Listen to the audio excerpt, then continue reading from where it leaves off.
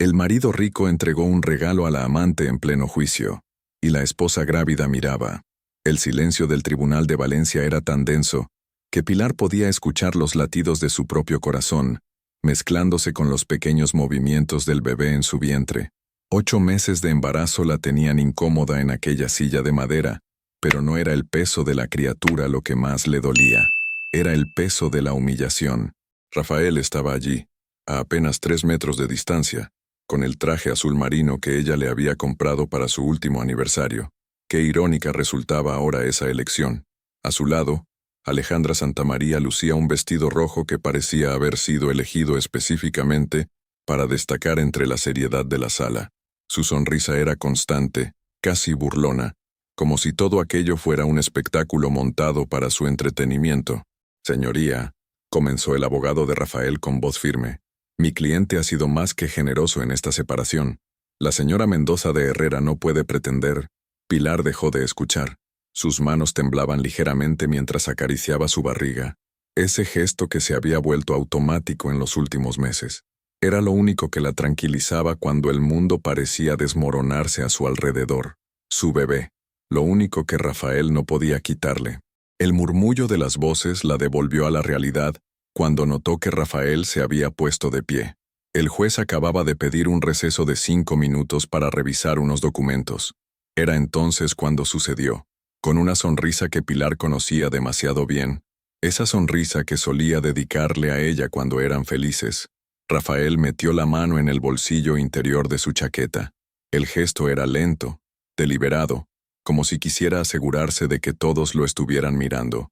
«Para ti, mi amor», dijo Rafael en voz lo suficientemente alta para que medio tribunal lo escuchara. La caja de terciopelo azul marino apareció entre sus dedos como una pequeña bomba de relojería. Pilar sintió que el aire se le escapaba de los pulmones. Reconocía esa caja. Era de la joyería García y Hermanos, la misma donde Rafael solía comprarle regalos cuando aún creía en sus promesas. Alejandra rió con una carcajada cristalina que resonó por toda la sala. Extendió el cuello como una gata satisfecha, mientras Rafael abría la caja y extraía un collar de diamantes que brilló bajo las luces fluorescentes del techo.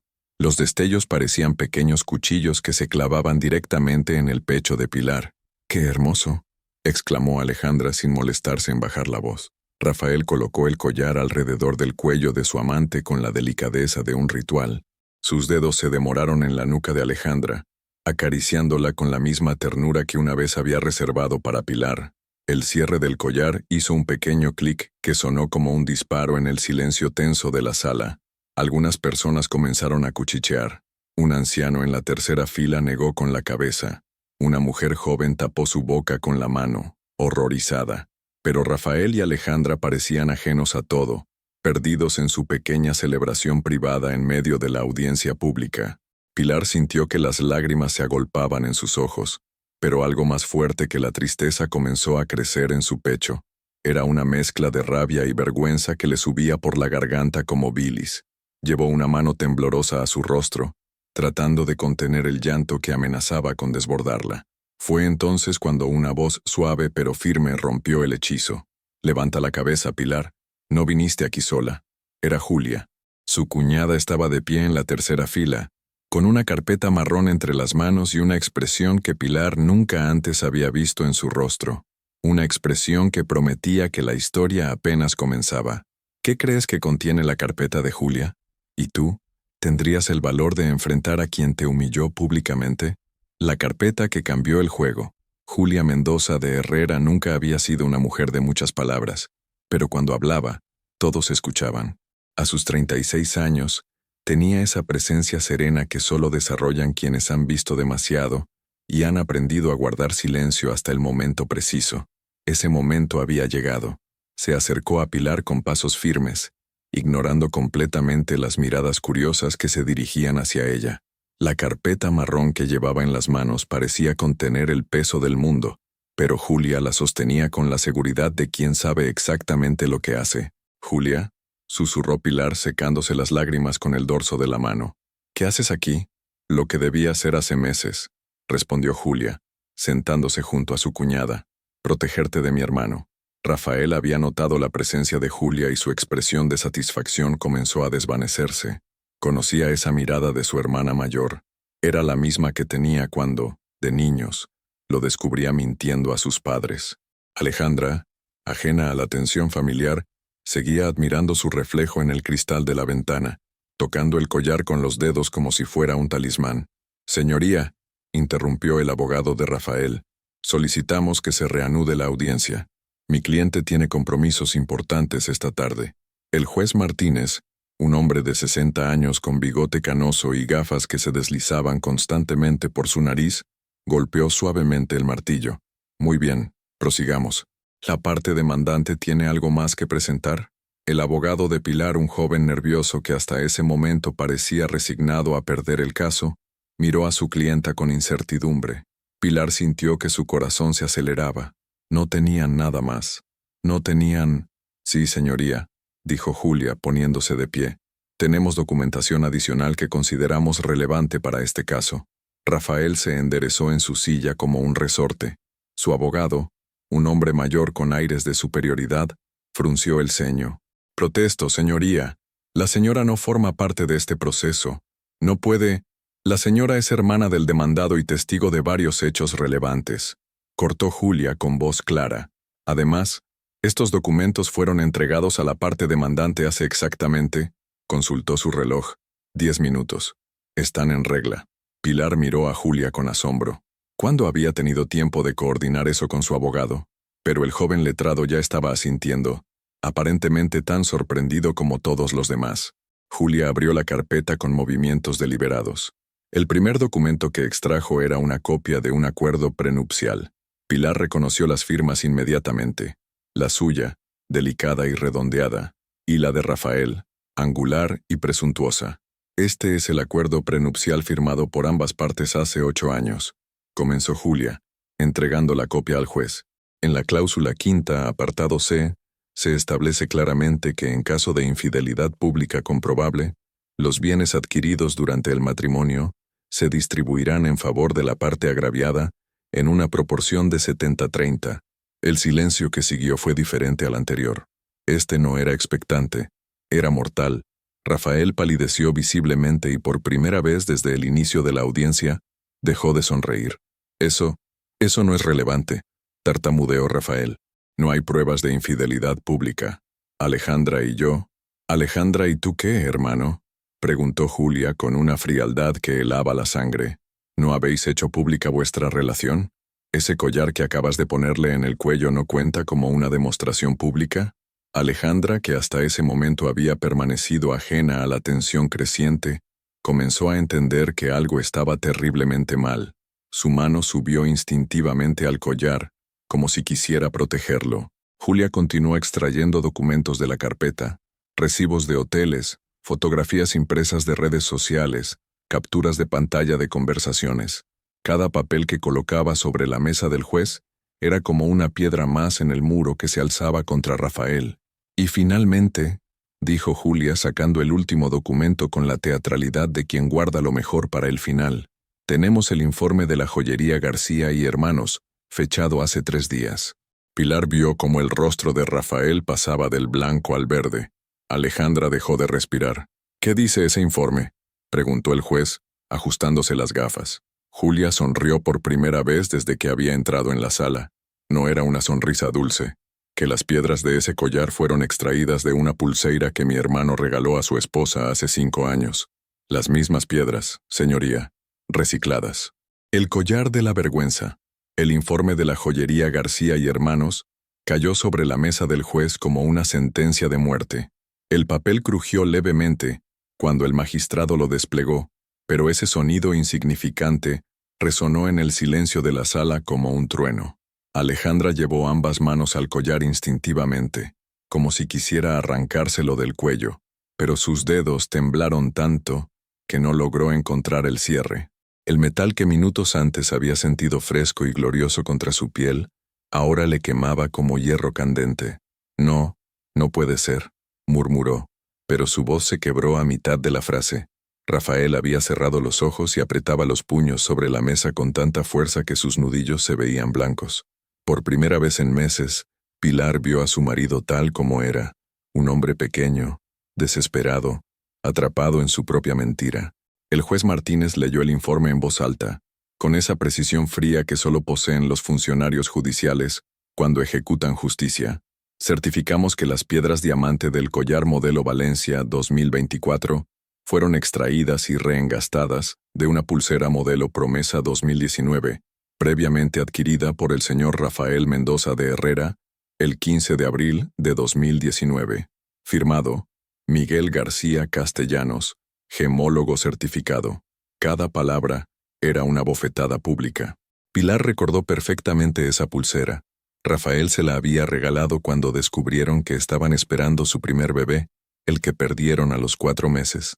Para que nunca olvides que eres mi tesoro más valioso, le había dicho entonces, deslizando la pulsera por su muñeca con una ternura que ahora parecía obscena en retrospectiva. Las lágrimas corrían por el rostro de Alejandra, pero ya no eran lágrimas de alegría, eran lágrimas de humillación pura. Toda la sala la miraba, y ella podía leer en cada rostro lo mismo, lástima mezclada con desprecio. Era la amante que había presumido llevar las joyas recicladas de la esposa. Yo no sabía, balbuceó Alejandra, dirigiéndose a Rafael. Me dijiste que era nuevo, que lo habías elegido especialmente para mí. Cállate, siseó Rafael entre dientes, pero su orden llegó demasiado tarde. El daño estaba hecho. El abogado de Rafael intentó una maniobra desesperada. Señoría, el origen de las piedras no invalida el regalo. Mi cliente tenía derecho a disponer de... ¿Derecho? Lo interrumpió Julia con una carcajada amarga. ¿Tenía derecho a robar las joyas de su esposa embarazada para regalárselas a su amante? ¿En qué código civil aparece eso? El magistrado golpeó el martillo para restablecer el orden, pero su expresión había cambiado. Ya no era neutral, era claramente desaprobatoria. Señor Mendoza de Herrera, dijo el juez dirigiéndose directamente a Rafael, ¿confirma usted que utilizó piedras de una joya perteneciente a su esposa para crear este collar? Rafael abrió la boca, pero no salió sonido alguno. Su abogado le tocó el brazo, susurrándole algo al oído, pero Rafael lo apartó con un gesto brusco. Las piedras eran mías, dijo finalmente, con una voz ronca que no convencía ni a él mismo. Yo las pagué, con dinero ganancial, replicó Julia inmediatamente. Durante un matrimonio, lo que las convierte en propiedad común, no en tu propiedad exclusiva para regalar a quien se te antoje. Pilar sintió algo extraño creciendo en su pecho. No era solo alivio o satisfacción, era algo más profundo.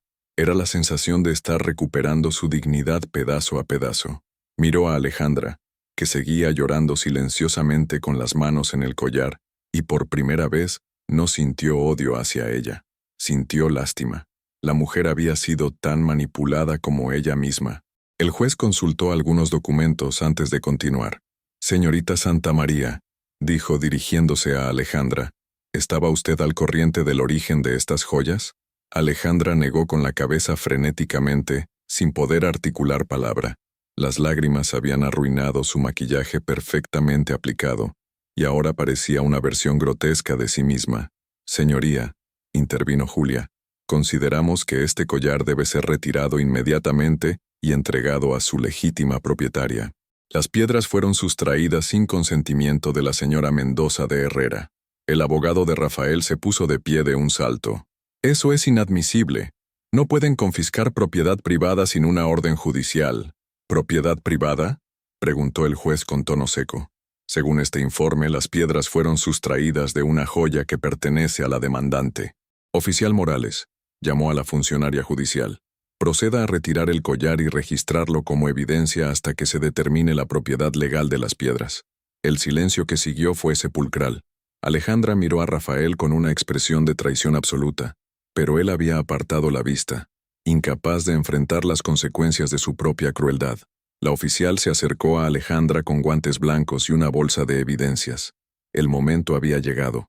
La humillación pública. La oficial Morales se acercó a Alejandra con la profesionalidad fría de quien ha visto de todo en los tribunales. Sus pasos resonaron en el silencio absoluto de la sala, donde hasta el más mínimo susurro se había desvanecido. Todos los ojos estaban clavados en la mujer que minutos antes había exhibido su triunfo y ahora temblaba como una hoja al viento. «Señorita, necesito que retire el collar», dijo la oficial con voz firme pero no cruel. Alejandra la miró con ojos suplicantes, como si esperara algún tipo de salvación. Sus manos seguían temblando mientras intentaba alcanzar el cierre, pero el mecanismo parecía haberse vuelto imposible de manipular. El pánico había entumecido sus dedos. «No, no puedo», susurró con voz quebrada. «Está atascado». Rafael hizo ademán de levantarse para ayudarla, pero la mirada fulminante del juez Martínez lo clavó a su silla. Por primera vez en su vida, el hombre que siempre había controlado cada situación se encontraba completamente impotente. La oficial Morales, con una paciencia que hablaba de años de experiencia, se colocó detrás de Alejandra. «Tranquila, solo manténgase quieta», le dijo mientras manipulaba el pequeño cierre dorado. El clic del mecanismo al abrirse resonó por toda la sala como un disparo. Alejandra cerró los ojos con fuerza, como si no ver lo que estaba pasando pudiera hacer que no fuera real. Pero el peso del collar desapareciendo de su cuello fue innegable. La oficial levantó el collar hacia la luz, y las piedras brillaron una última vez antes de desaparecer dentro de la bolsa de evidencias. El sonido del plástico cerrándose fue como una lápida cayendo sobre las ambiciones de la pareja adúltera. «Registrado como evidencia número 247A», anunció la oficial, entregando el recibo al juez. Alejandra llevó las manos a su cuello desnudo, tocando la piel como si buscara algo que ya no estaba allí.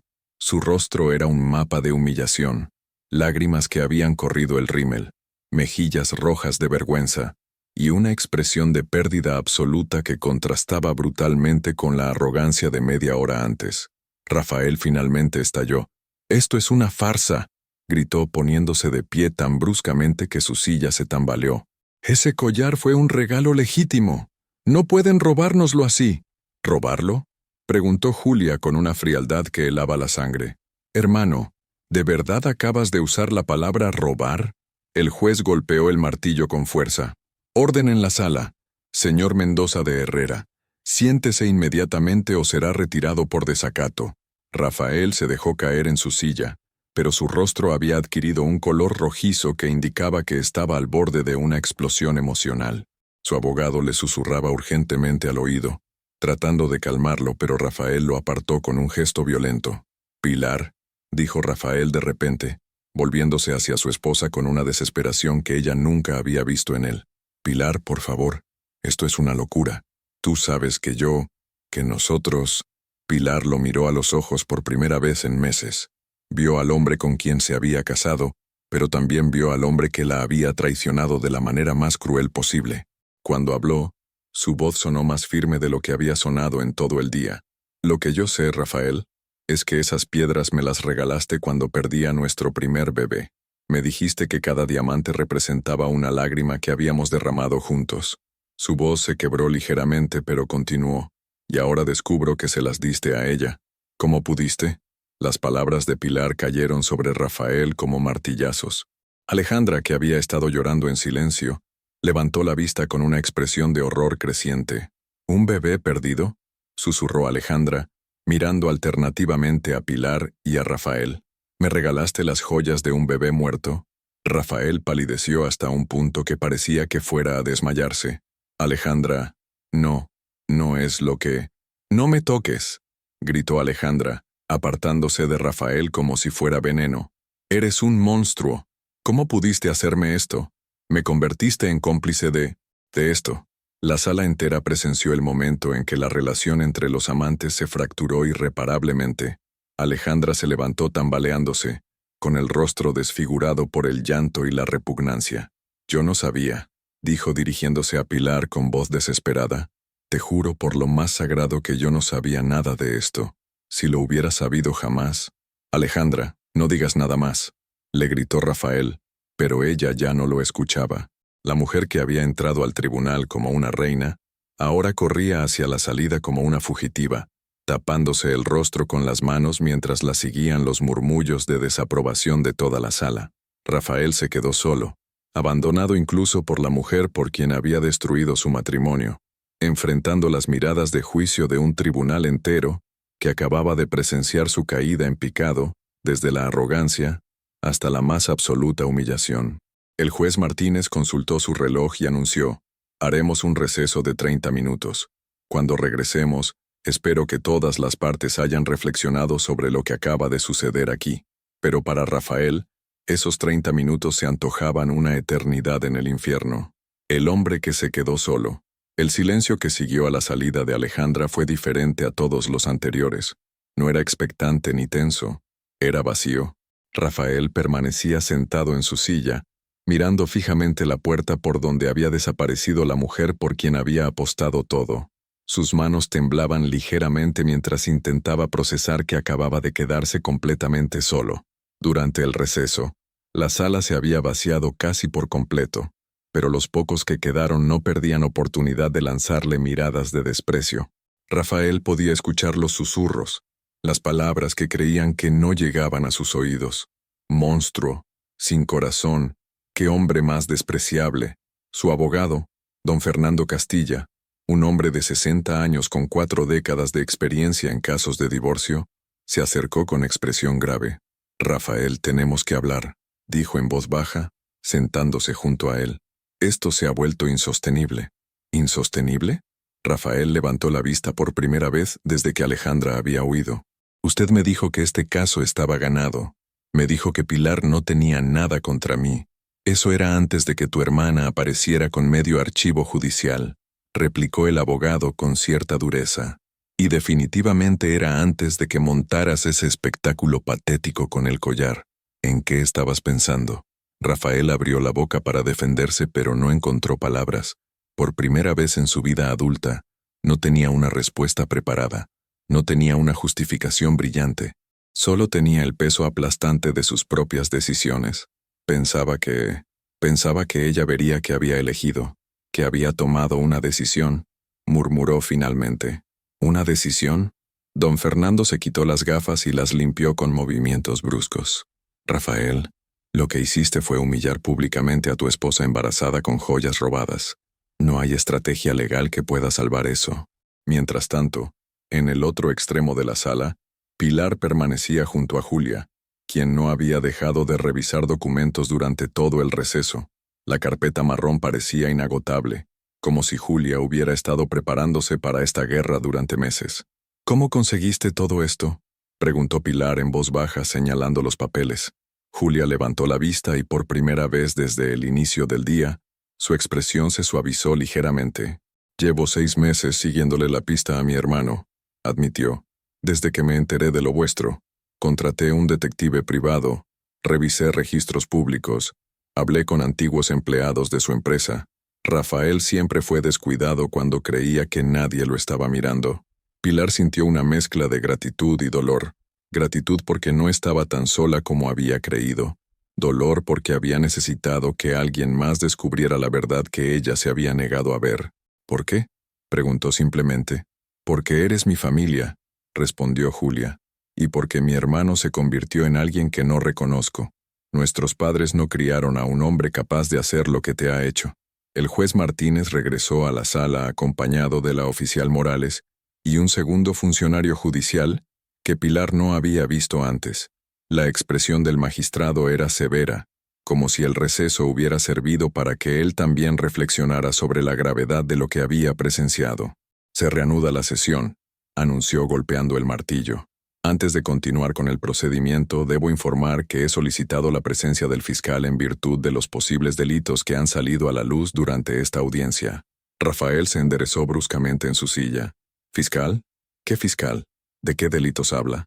«Apropiación indebida, para empezar», respondió el juez con frialdad. «Según la documentación presentada, usted sustrajo bienes gananciales sin consentimiento conyugal para beneficiar a un tercero. Eso constituye un delito contra el patrimonio familiar». Don Fernando cerró los ojos con expresión de derrota. Sabía que su cliente acababa de cruzar la línea que separa un divorcio conflictivo de un caso penal. «Además», continuó el juez, «el fiscal me ha informado que existe una denuncia previa por amenazas presentada por la señora Mendoza de Herrera hace 3 semanas. ¿Es eso correcto?» Julia extrajo otro documento de su carpeta mágica. Era una copia de la denuncia que Pilar había presentado después de que Rafael apareciera borracho en su apartamento gritándole que iba a quitarle el bebé si no aceptaba un divorcio en buenos términos. Pilar había olvidado por completo esa denuncia. En su momento le había parecido un gesto desesperado, casi inútil. Ahora se revelaba como otra pieza del rompecabezas legal que Julia había estado construyendo meticulosamente. Rafael miró a Pilar con una expresión que mezclaba incredulidad y traición. ¿Me denunciaste? ¿Después de todo lo que hemos vivido juntos? ¿Después de todo lo que hemos vivido? Repitió Pilar, y por primera vez su voz sonó firme, sin temblores. Rafael, después de todo lo que hemos vivido juntos, tú me engañaste, me mentiste, me robaste y viniste borracho a amenazarme delante de mi vecina. ¿Qué esperabas que hiciera? La sala entera pudo ver el momento exacto en que Rafael comprendió que había perdido. No solo el juicio, no solo a Alejandra, sino también la última pizca de respeto que Pilar pudiera haber tenido por él. Era un hombre completamente derrotado, y lo peor de todo era que había sido derrotado por sus propias acciones. El fiscal, un hombre joven con gafas y maletín de cuero, entró en la sala en ese momento preciso, como si hubiera estado esperando el momento dramático perfecto para hacer su aparición. Rafael supo instintivamente que su pesadilla apenas comenzaba. El fiscal y la caída libre. El fiscal Javier Heredia era de esos hombres que inspiraban respeto sin necesidad de alzar la voz. A sus 38 años había visto suficientes casos de violencia patrimonial como para reconocer los patrones desde la primera página del expediente. Cuando entró en la sala, su mirada se dirigió directamente a Rafael con la precisión de un bisturí. «Señoría», dijo dirigiéndose al juez mientras abría su maletín, «hemos revisado la documentación remitida y consideramos que existen indicios suficientes para iniciar diligencias penales por apropiación indebida y coacciones». Rafael sintió que el suelo se abría bajo sus pies. Las palabras diligencias penales resonaron en su cabeza como campanas de muerte. Don Fernando le puso una mano en el brazo en un gesto que pretendía ser tranquilizador, pero que solo consiguió hacerle sentir más desesperado. «¿Coacciones?», tartamudeó Rafael. «Yo nunca he amenazado a nadie». El fiscal Heredia extrajo una grabación digital de su maletín y la colocó sobre la mesa. «El 20 de noviembre pasado, usted se presentó en el domicilio de su esposa en estado de embriaguez. La conversación fue grabada por la vecina del piso superior, la señora Carmen Ruiz, quien posteriormente la entregó a la policía junto con la denuncia». Pilar recordó perfectamente esa noche. Rafael había llegado tambaleándose, gritando que si no firmaba el divorcio, por las buenas, iba a hacer que perdiera al bebé, como perdió al anterior. Las palabras habían sido tan crueles que Carmen, su vecina de 80 años, había grabado todo desde su balcón temiendo que la situación escalara a violencia física. «Reproduzca la grabación», ordenó el juez. El sonido que llenó la sala era inconfundible. La voz de Rafael, pastosa por el alcohol, profiriendo amenazas que ahora sonaban aún más patéticas y crueles, reproducidas en el silencio sagrado del tribunal. «Pilar, abre esa maldita puerta. Si no firmas el divorcio, te juro que voy a hacer que pierdas a esa criatura también. Ya perdiste uno por tu culpa. Puedes perder otro». El silencio que siguió fue ensordecedor. Varias personas en la sala contuvieron el aliento. Julia apretó la mano de Pilar con fuerza, mientras Rafael se desplomaba en su silla como si alguien le hubiera arrancado la columna vertebral. «Dios mío», murmuró don Fernando, llevándose las manos a la frente. «Rafael, ¿por qué no me dijiste que existía esta grabación?» Yo estaba borracho», balbuceó Rafael. «No sabía lo que decía. No hablaba en serio». «¿No hablaba en serio cuando amenazó a su esposa embarazada con hacerle perder el bebé?», preguntó el fiscal con una frialdad que helaba la sangre. «¿No hablaba en serio cuando le recordó cruelmente la pérdida de su primer embarazo?». Cada palabra del fiscal era como una bofetada pública. Rafael miró desesperadamente a su alrededor, buscando algún rostro que mostrara compasión, pero solo encontró desprecio, asco y decepción. Incluso su propio abogado lo miraba como si fuera un extraño. Julia se puso de pie con la elegancia de quien ha esperado este momento durante meses. «Señoría, mi cuñada ha soportado meses de acoso psicológico. Esta grabación es solo la punta del iceberg». Extrajo otra carpeta, más pequeña que la anterior. «Aquí tenemos testimonios de vecinos, compañeros de trabajo de Pilar, que presenciaron llamadas amenazantes, y el informe médico del doctor Navarro sobre el estado de estrés en el que se encuentra mi cuñada, que podría comprometer su embarazo. Rafael se giró hacia Pilar con una expresión de súplica desesperada. Pilar, por favor, no permitas que esto llegue tan lejos. Sabes que yo nunca te haría daño real. Lo sabes. Pilar lo miró directamente a los ojos. Durante un segundo, vio al hombre del que se había enamorado años atrás, pero ese segundo pasó rápidamente, reemplazado por la imagen del hombre que había regalado sus joyas más preciadas a otra mujer y la había amenazado en su propia puerta. No, Rafael, dijo con una voz que sorprendió a todos por su firmeza. Ya no te conozco. El hombre con quien me casé jamás habría dicho esas cosas. El hombre con quien me casé jamás habría convertido las joyas de nuestro bebé perdido en un collar para su amante. Sus palabras cortaron el aire como cristal roto. Rafael intentó responder, pero su voz se quebró antes de que pudiera articular una sola palabra. El fiscal continuó implacablemente. Además del delito de coacciones, tenemos la apropiación indebida de bienes gananciales valorados en más de 6.000 euros, según la tasación de García y Hermanos. Mostró otro documento. Y existe evidencia de que el señor Mendoza de Herrera ha estado ocultando activos empresariales durante los últimos 8 meses, posiblemente en previsión de este proceso de divorcio. Don Fernando cerró su maletín con un golpe seco que resonó como un disparo. Señoría, solicito un receso para consultar con mi cliente sobre la posibilidad de un acuerdo extrajudicial, antes de que esto se convierta en un caso penal completo. Denegado, respondió el juez sin vacilar. Los delitos contra la integridad moral y el patrimonio familiar no son negociables en esta jurisdicción. El fiscal procederá según considere oportuno. Rafael comprendió en ese momento que había cruzado una línea de la que no había retorno. No era solo un divorcio conflictivo, era un hombre que se enfrentaba a la posibilidad real de prisión, al desprecio público total, y lo que era peor, al conocimiento de que había destruido todo lo que una vez fue importante para él. Su teléfono vibró con un mensaje. Era de Alejandra. He visto las noticias. No me vuelvas a contactar jamás. Eres despreciable. Hasta los medios de comunicación habían llegado al tribunal. Su humillación ya no era solo privada, era pública, completa e irreversible. La caída en picado. El eco de la última declaración del fiscal aún resonaba en la sala cuando Rafael sintió que su teléfono no dejaba de vibrar. Notificación tras notificación iluminaban la pantalla con nombres que reconocía, colegas, clientes e incluso su propio jefe.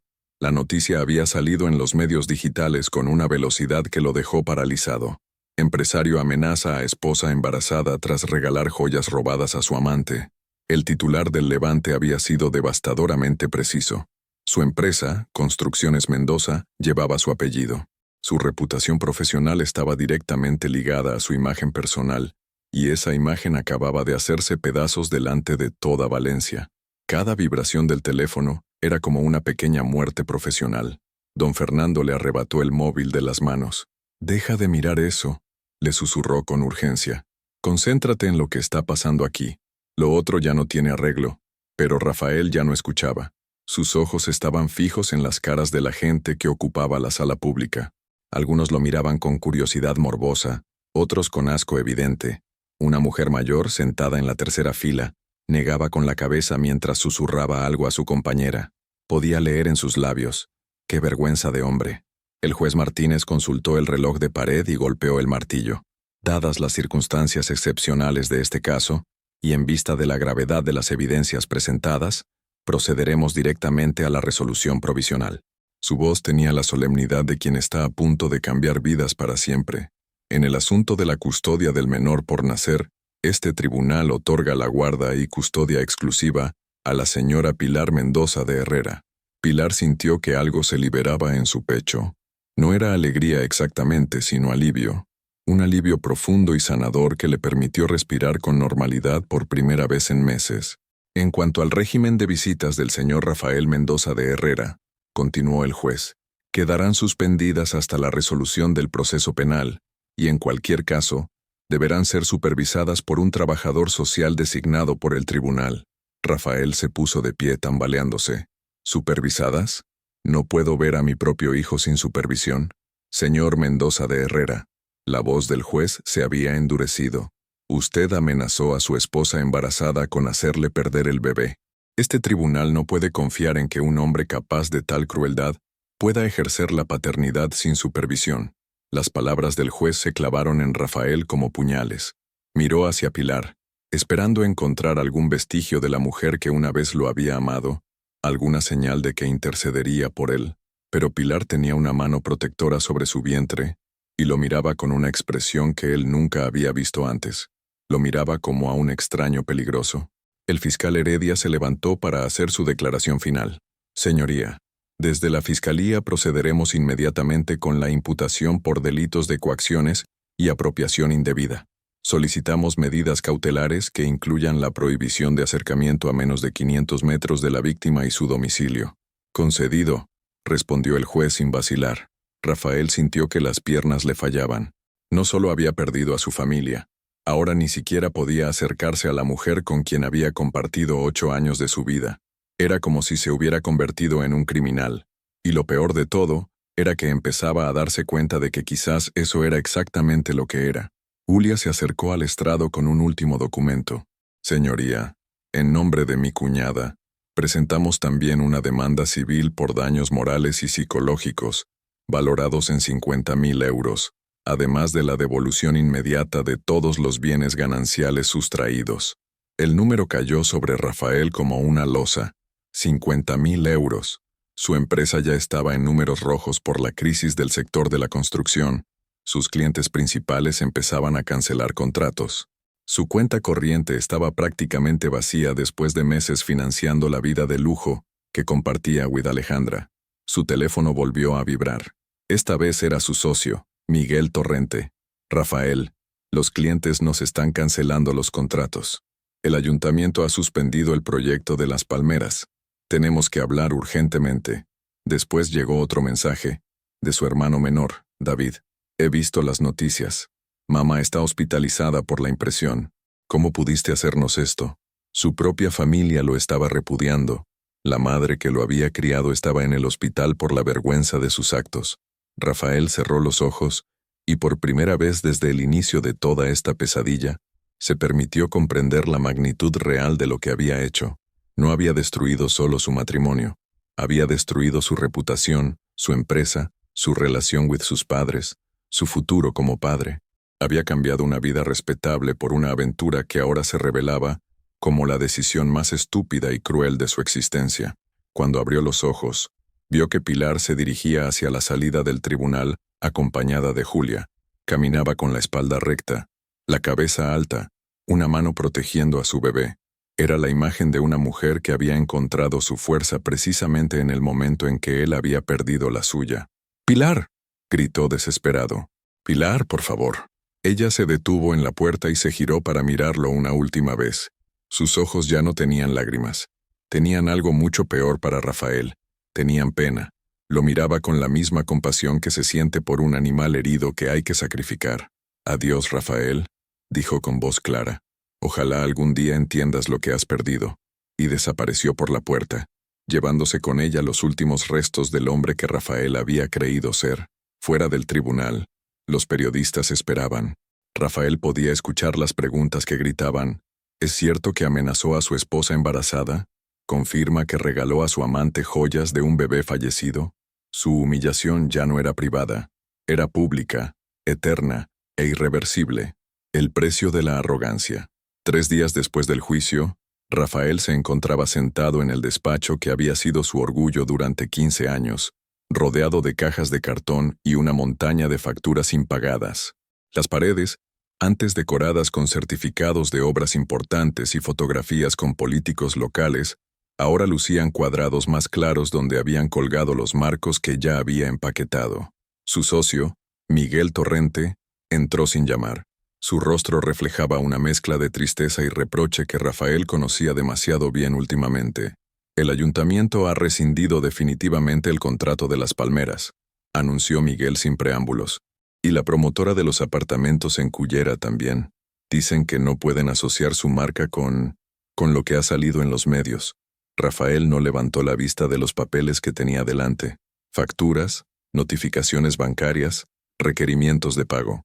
Los números rojos se multiplicaban como una plaga. ¿Cuánto necesitamos para mantenernos a flote?, preguntó con voz ronca. Rafael. Miguel se sentó pesadamente en la silla frente al escritorio. No se trata de mantenernos a flote. Se trata de cerrar con dignidad antes de que tengamos que declararnos en suspensión de pagos. La palabra dignidad resonó de forma extraña en la oficina. Rafael levantó la vista y vio en los ojos de su socio de 20 años algo que nunca había esperado ver: lástima. Miguel, esto va a pasar. En unos meses nadie se acordará y... ¿En serio? Miguel extrajo su móvil y abrió YouTube.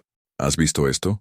La pantalla mostraba un vídeo titulado El empresario que regaló las joyas del bebé muerto a su amante. Tenía más de 200.000 reproducciones en 3 días. Los comentarios eran una avalancha de indignación que hizo que Rafael sintiera náuseas. ¿Qué clase de monstruo hace eso? Pobre mujer. Espero que se recupere de este psicópata. Deberían meterlo en la cárcel por maltrato psicológico. Mi marido me engañó, pero jamás llegó a este nivel de crueldad. Apágalo, susurró Rafael. Esto no va a desaparecer, Rafael. Esto va a estar en Internet para siempre. Nuestros hijos, nuestros nietos van a poder ver esto. Miguel cerró el teléfono con un gesto brusco. ¿En qué estabas pensando? Por primera vez en días, Rafael intentó articular una respuesta honesta a esa pregunta. ¿En qué había estado pensando? ¿Cuándo había perdido completamente el juicio? Creía que si la humillaba lo suficiente, ella firmaría el divorcio sin complicaciones. Admitió finalmente. Pensé que sería más fácil así. ¿Más fácil? Miguel lo miró con incredulidad. Rafael, esa mujer estaba embarazada de 8 meses de tu hijo. ¿Cómo podía ser fácil humillarla públicamente? Rafael no tenía respuesta. Durante meses se había dicho a sí mismo que Pilar era obstinada, que se negaba a aceptar la realidad, que él tenía derecho a ser feliz con Alejandra. Ahora, viendo su vida destruida, empezaba a comprender que había construido una realidad paralela para justificar lo injustificable. Su teléfono sonó. Era un número desconocido. Diga, ¿es usted Rafael Mendoza de Herrera? La voz era oficial, formal. Sí, soy el inspector Molina, de la Policía Nacional. Necesito que se presente mañana a las 9 de la mañana en comisaría para prestar declaración en relación con la denuncia por coacciones y apropiación indebida. Rafael sintió que el mundo se tambaleaba. Pero ya hubo juicio. El juicio fue civil, señor Mendoza. Ahora empieza el proceso penal. Traiga un abogado. La línea se cortó. Miguel había escuchado toda la conversación. Dios mío, Rafael, esto es serio. Podrías ir a la cárcel. Esa misma tarde, Rafael conducía por Valencia sin rumbo fijo, tratando de procesar la magnitud de su caída. Pasó por delante de la casa donde había vivido con Pilar, una casa que ahora pertenecía legalmente solo a ella. Las ventanas estaban cerradas, las persianas bajadas. Se preguntó si ella estaría dentro, si habría sentido alivio al verlo desaparecer de su vida. Su móvil vibró con un mensaje. Por un momento absurdo, esperó que fuera Pilar, pero era Alejandra. He visto las noticias sobre la empresa. No quiero que vuelvas a contactarme nunca más. He cambiado de número. Lo que hiciste conmigo fue asqueroso. Usarme para hacerle daño a una mujer embarazada. Eres despreciable. Incluso Alejandra, la mujer por la que había destruido su vida, lo rechazaba ahora. Se daba cuenta de que ella también había sido víctima de su manipulación, que la había convertido sin saberlo en cómplice de su crueldad. Aparcó el coche en un mirador con vistas a la ciudad, y por primera vez en años, lloró. No eran lágrimas de autocompasión, sino de comprensión tardía. Había destruido todo lo que tocaba: su matrimonio, su empresa, su relación con sus padres, su reputación, incluso a Alejandra. Y lo peor de todo, era que había una criatura inocente que iba a nacer sin padre, no porque él hubiera muerto o por circunstancias ajenas a su control, sino porque él había elegido convertirse en alguien demasiado tóxico para estar cerca de su propio hijo. Su teléfono sonó de nuevo. Esta vez era Julia. Rafael. Su voz sonaba cansada. Mamá quiere verte en el hospital. ¿Cómo está? Avergonzada. Rota. Pregunta constantemente dónde se equivocó al criarte.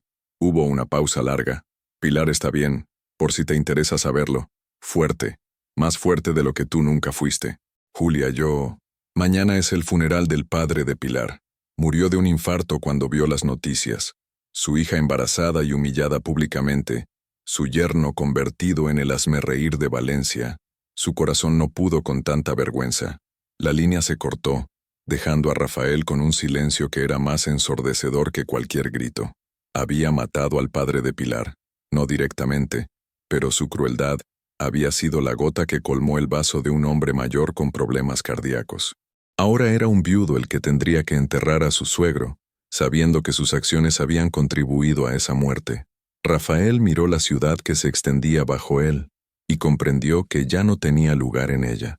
Era un hombre que había perdido el derecho a llamar hogar a cualquier sitio donde viviera gente decente. El momento de la verdad, la comisaría de la Policía Nacional en Valencia nunca había parecido tan siniestra como aquella mañana de diciembre.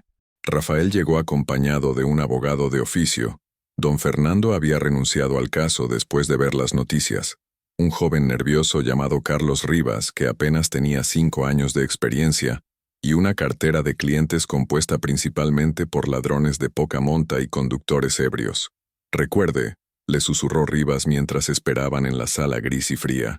Mantenga la calma, responda solo lo que le pregunten y no elabore. Su situación ya es lo suficientemente complicada.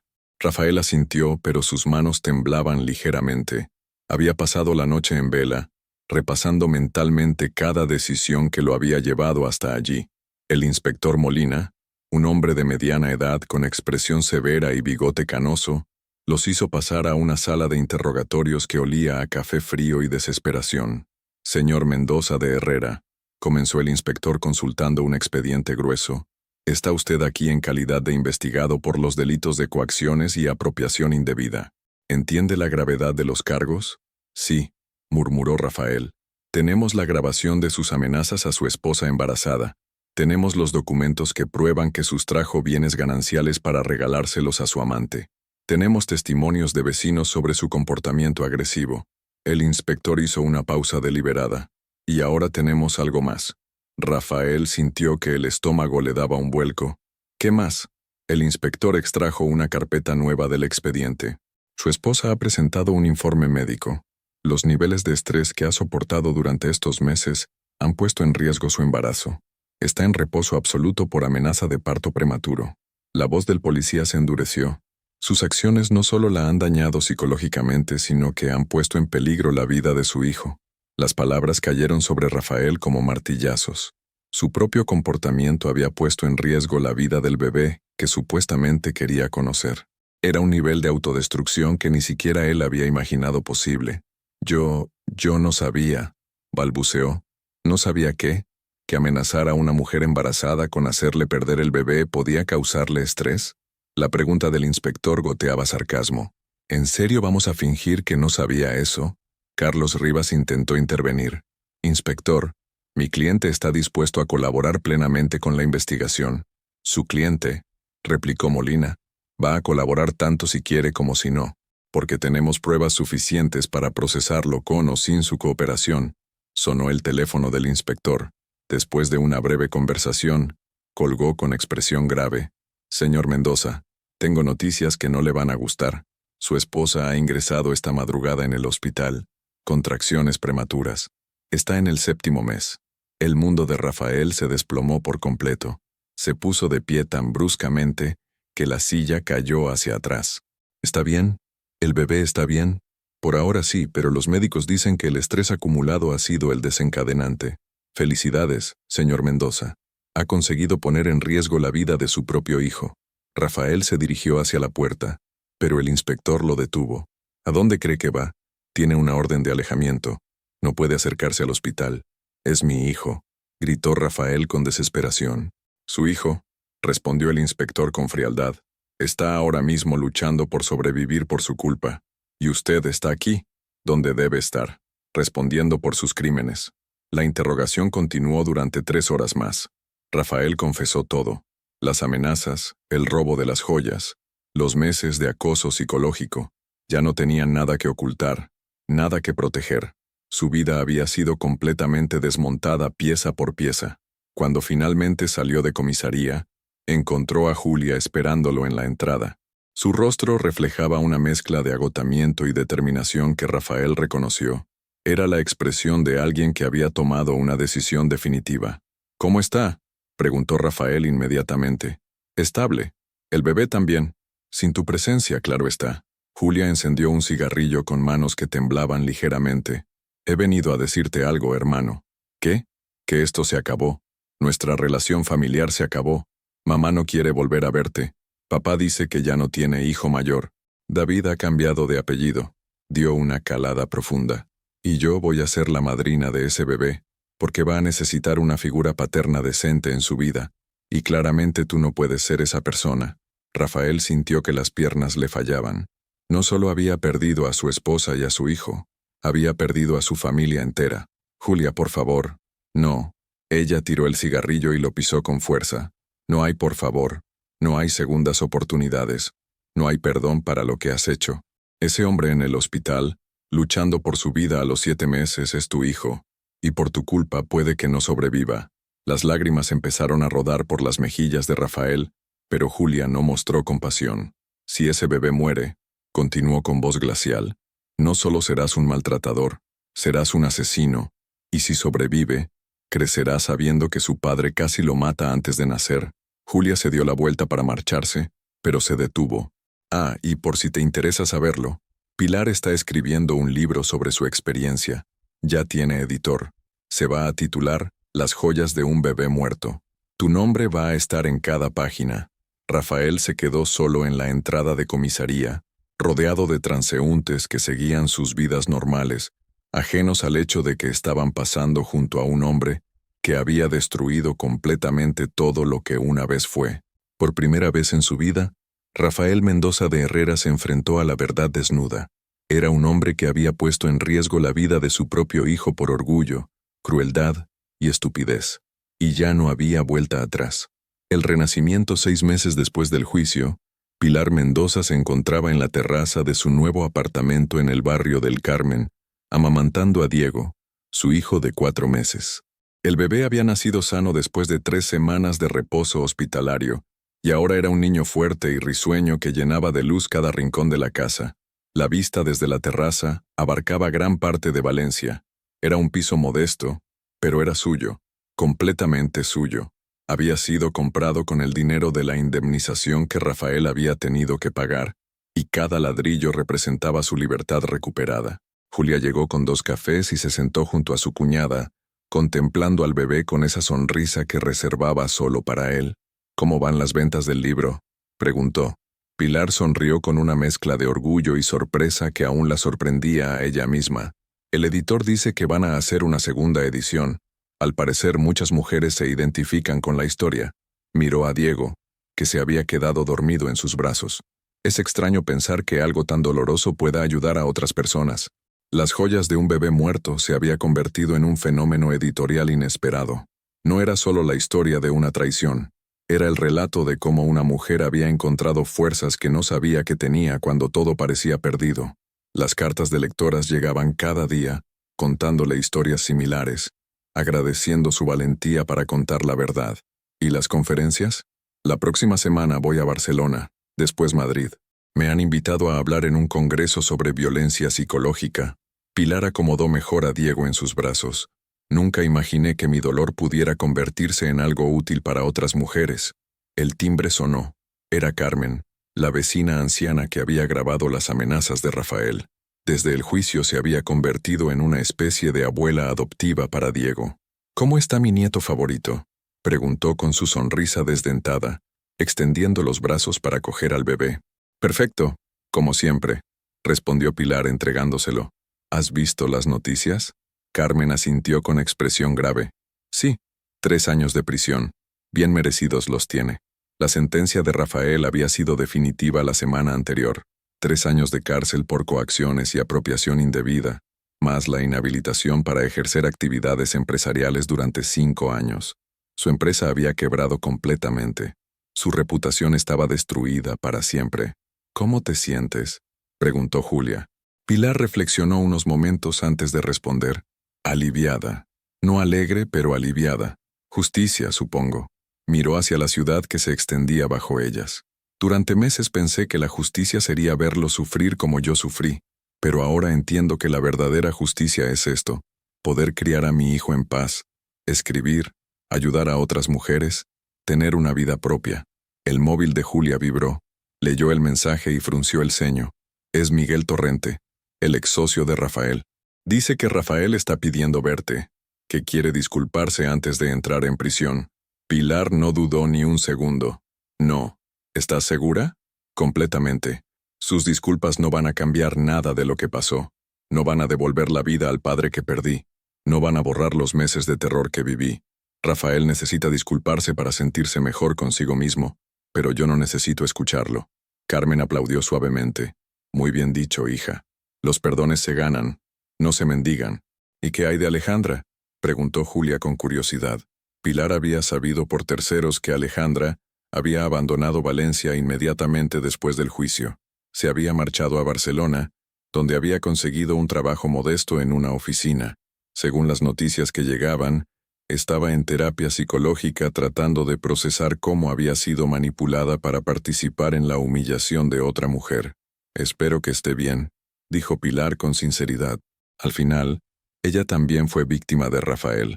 Él la usó como un arma contra mí sin que ella se diera cuenta. Julia la miró con admiración. No sé cómo puedes ser tan generosa después de todo.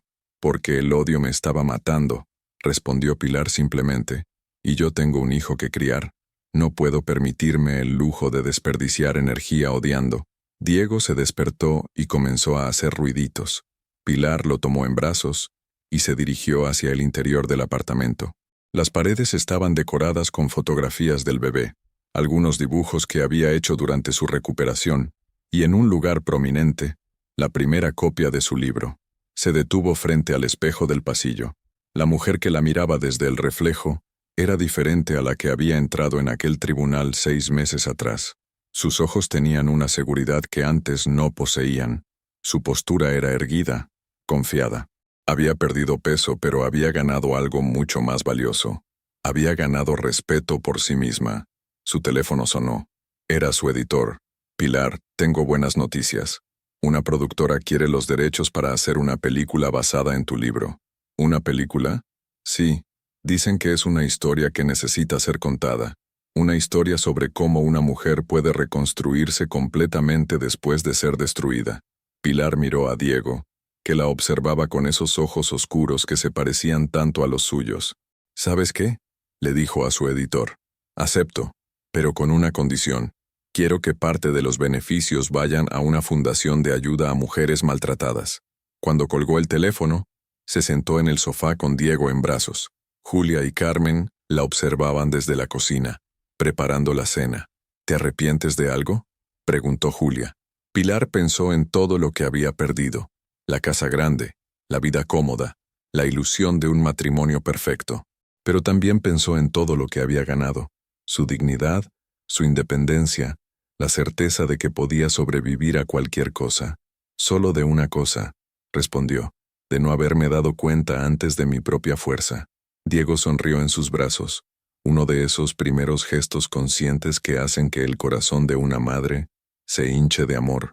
Pilar lo besó en la frente y murmuró, «Tú nunca vas a dudar de lo que vales, mi amor.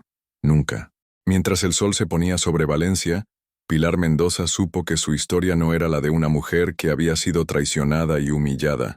Era la historia de una mujer que había renacido de sus propias cenizas, más fuerte y más sabia que nunca. El pasado era un país al que nunca regresaría.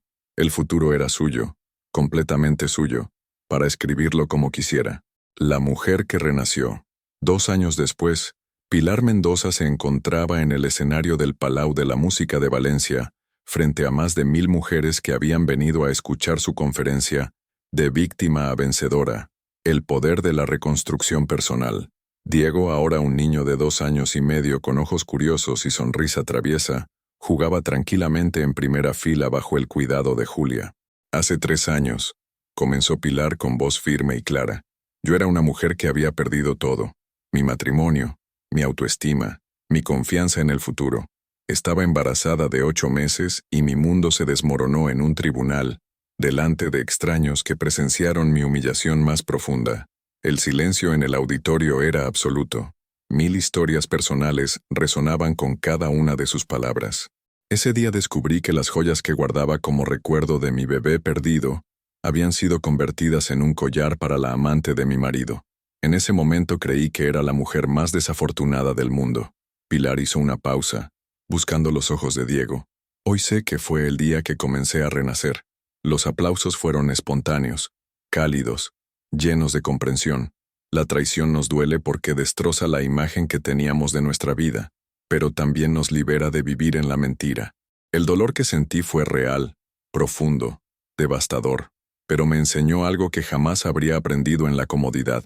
Me enseñó que soy más fuerte de lo que jamás imaginé. En la tercera fila, una mujer joven lloraba silenciosamente. A su lado, otra asentía con vehemencia. Historias similares, dolores compartidos, fuerzas por descubrir. Mi libro se ha vendido en 14 países, no porque mi historia sea extraordinaria, sino porque es terriblemente común. Cada día, miles de mujeres descubren que sus vidas están construidas sobre mentiras. Cada día, miles de mujeres se enfrentan a la elección más importante de sus vidas: quedarse en la mentira cómoda o luchar por su verdad incómoda. Pilar bajó del atril y se acercó al público. Yo elegí luchar. Y sí, fue doloroso. Perdí la casa grande, perdí la vida cómoda, perdí la ilusión del matrimonio perfecto, pero gané algo infinitamente más valioso. Gané la certeza de que puedo sobrevivir a cualquier cosa. Gané el respeto de mi propio hijo. Gané la posibilidad de ser un ejemplo para otras mujeres. Los aplausos fueron más intensos. Diego, sin entender completamente lo que pasaba, aplaudía también desde su silla, imitando a los adultos. Hace 3 meses me encontré por casualidad con Alejandra, la mujer que fue amante de mi exmarido. Estaba en Barcelona, en una cafetería, leyendo mi libro. Pilar sonrió con una serenidad que había costado años construir. Se acercó a pedirme perdón. Me dijo que había estado en terapia 2 años tratando de entender cómo había permitido que la usaran para hacer daño a otra mujer. Le dije la verdad, que ella también había sido víctima, que Rafael nos había manipulado a las dos. Un murmullo de sorpresa recorrió el auditorio. ¿Saben qué me respondió? Gracias por ayudarme a entender que el perdón no significa olvido, sino liberación. Hoy Alejandra trabaja como voluntaria en una asociación de mujeres maltratadas. El dolor que compartimos se convirtió en propósito común. Pilar regresó al centro del escenario para su mensaje final. Vuestras heridas no os definen las decisiones que tomáis después de ser heridas. Podéis elegir ser víctimas para siempre, o podéis elegir ser supervivientes que ayudan a otras a sobrevivir. Podéis quedarse en el papel de mujeres traicionadas, o podéis convertiros en mujeres que se traicionaron a sí mismas durante años y finalmente decidieron ser fieles a su propia dignidad. El público se puso de pie. Los aplausos duraron varios minutos. Pilar miró a Diego, que la observaba con esos ojos oscuros llenos de adoración filial. Mi hijo nunca conocerá a una madre víctima, concluyó. Conocerá a una madre que le enseñó que caerse es humano, pero que quedarse en el suelo es una elección. Y esa elección siempre es nuestra. Mientras abandonaba el escenario entre aplausos, Pilar sintió la presencia reconfortante de su padre en el aire. Sabía que estaría orgulloso de la mujer en la que se había convertido su hija. Sabía que su muerte no había sido en vano si su dolor había servido para que ella encontrara esta fuerza. Diego corrió hacia ella con los brazos abiertos. Cuando lo levantó, él le susurró al oído: «Mamá, ¿por qué llora la gente si está contenta?» «Porque a veces», le respondió Pilar, besándole la frente, «las lágrimas son la forma que tiene el alma de celebrar». Fuera del teatro, la vida continuaba. Valencia seguía siendo hermosa. El futuro seguía siendo suyo para escribirlo. Y Pilar Mendoza, la mujer que una vez creyó estar rota para siempre, caminaba hacia ese futuro con la cabeza alta y el corazón lleno de propósito. Había aprendido la lección más importante de todas, que el final de una historia dolorosa puede ser el comienzo de una vida extraordinaria. ¿Tendrías tú la valentía de elegir la verdad incómoda por encima de la mentira cómoda, aunque significara reconstruir toda tu vida desde cero? Vuestra participación en el canal es muy importante. Por favor, dejad vuestra opinión en los comentarios. Muchas gracias por seguir hasta el final. Si te ha gustado esta historia, no olvides suscribirte al canal, dejar un like y comentar tu opinión. Tu participación es muy importante para nosotros. Hasta la próxima.